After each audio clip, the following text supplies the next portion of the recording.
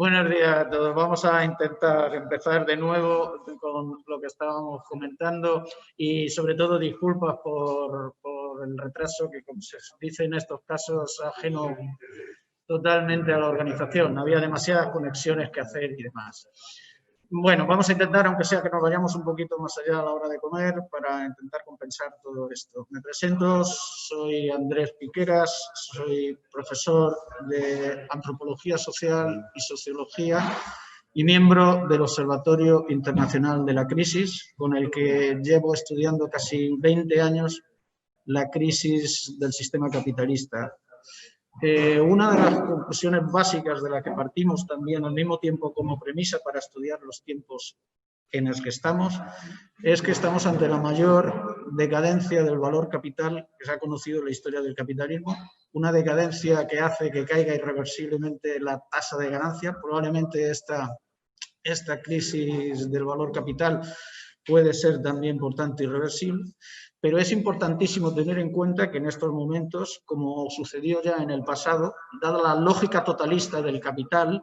en su dinámica infraestructural y estructural con respecto a la política, achica totalmente el espacio de la política. Genera una impolítica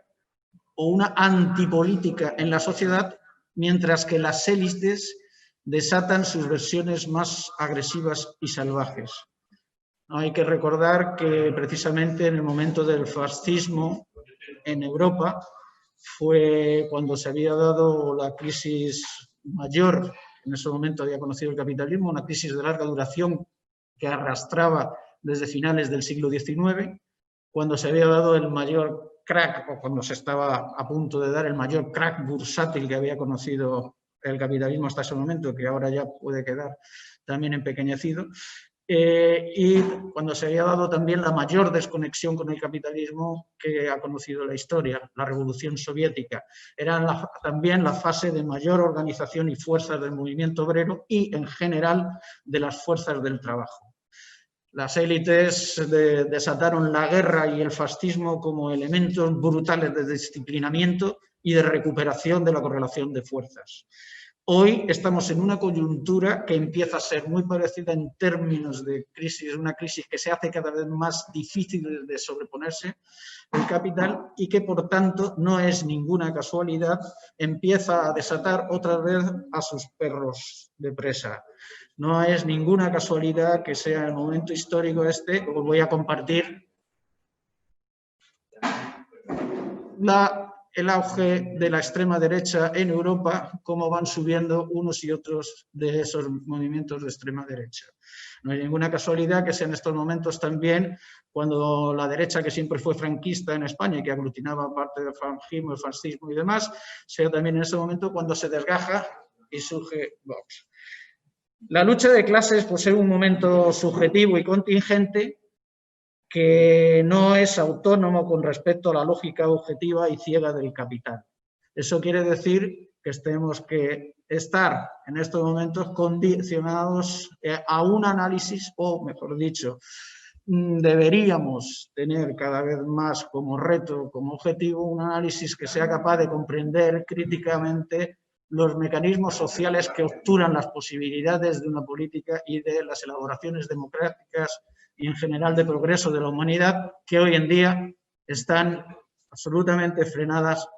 por el sistema capitalista. Entonces,